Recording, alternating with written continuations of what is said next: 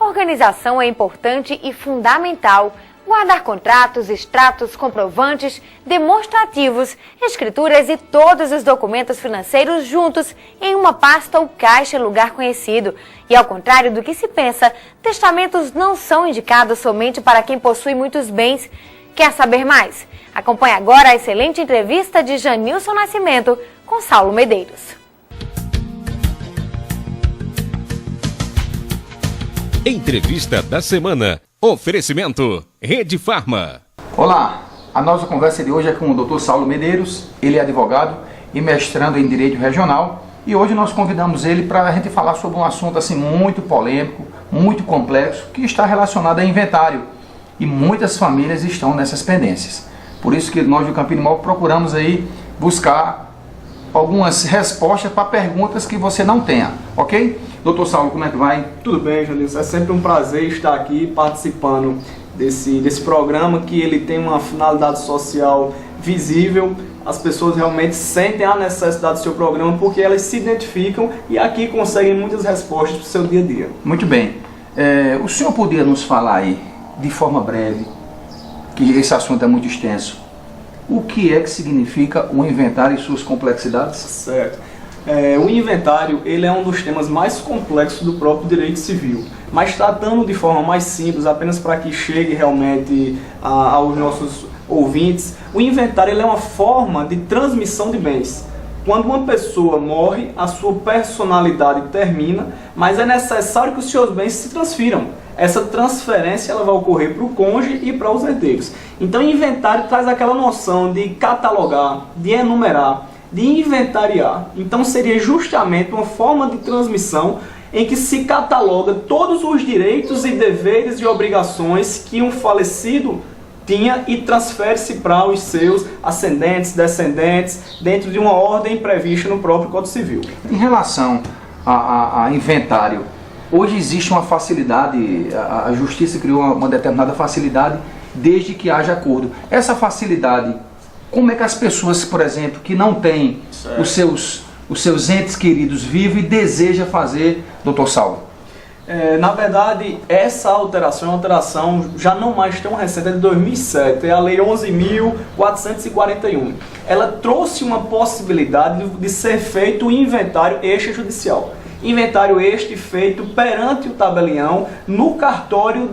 Qualquer cartório de imóveis, qualquer um outro cartório tem competência para lavrar uma escritura pública de inventário e partilha. Essa é a forma mais rápida. Mas com a presença do advogado, né? Isso. Tem que valorizar o advogado. A própria lei prevendo que o advogado ele é indispensável para a prática de atos tão solenes como esse, exige a necessidade de que todos os herdeiros estejam acompanhados de advogado. Com uma ressalva, pode ser um advogado para todos. Mas o importante é sempre você estar com o advogado em que você tem confiança, já que exige uma solenidade, já que exige uma transferência de valores que em alguns casos pode ser volumosos. É importante que o advogado de sua confiança esteja lá representando você neste ato. Me diga uma coisa, doutor Saulo, na hora de assinar o inventário, o cônjuge ou seja, ela é obrigada ou não precisa da presença do cônjuge para a assinatura do inventário?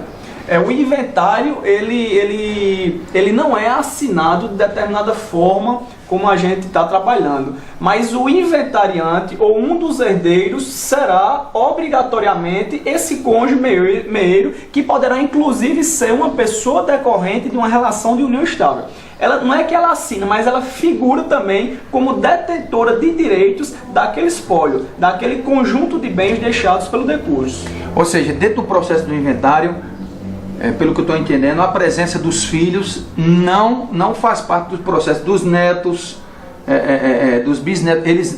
A presença deles e nada altera o processo do inventário, né? Deles, dos filhos, sim, porque eles são herdeiros. Dos netos, não, porque exclui. Mas eles assinam também? Assina. Tem que assinar procuração para o advogado para representá-lo em juízo. Então, os filhos e o cônjuge são as pessoas que realmente possuem direitos naquele momento. Se não houver filhos, aí transmite-se para os ascendentes, então passaria aos pais do falecido. Só há essa regra. Isso aí, o próprio Código Civil, ele traz uma ordem de vocação hereditária nesse sentido. Quem são as pessoas que figuram primeiramente nessa relação de chamamento? E um exclui o outro. Muito bem. Doutor Saulo, tendo uma casa numa partilha, ou seja, essa partilha podia ser definida em acordo, apenas um patrimônio, uma pessoa poderia comprar parte da outra e se dirigir a um cartório para fazer o registro, seria mais ou menos isso? Isso, há essa possibilidade sim, só com uma ressalva. Um caso que você falou de um bem, esse aí realmente seria o mais usual, que são aqueles casos das pessoas um pouco mais humildes. Então você pode ceder o seu quinhão hereditário. E essa cessão deve ser feita de forma prioritária para os demais herdeiros. Então, se nenhum dos herdeiros quiser comprar o seu quinhão, você pode vender lá a uma terceira pessoa, desde que notifique primeiramente os herdeiros, sob pena de o ato tornar-se nulo. Então, se ele tem o direito de preferência por ele tem o direito de preferência. Os herdeiros têm, até porque se vier uma pessoa estranha para um núcleo familiar, isso aí geraria sim determinados problemas para fins de conclusão dessa partilha. Então, eles podem ceder a sua parte. Isso chama-se cessão de direitos hereditários. Eles podem ceder os seus direitos. Agora, um caso que às vezes acontece é existindo 3 bens e 4 pessoas, nenhuma delas tem o direito a um imóvel. Todas têm direito a uma fração de todos os imóveis. Então você não pode, numa cessão de direitos, ceder determinado bem. Você só pode ceder o seu direito integralmente, já que tudo é uma massa, tudo é um conjunto, é indivisível. Você não poderia, antes de uma partilha, ceder uma coisa que ainda não é sua. Você tem uma fração sobre tudo, mas não tem nada integralmente ainda.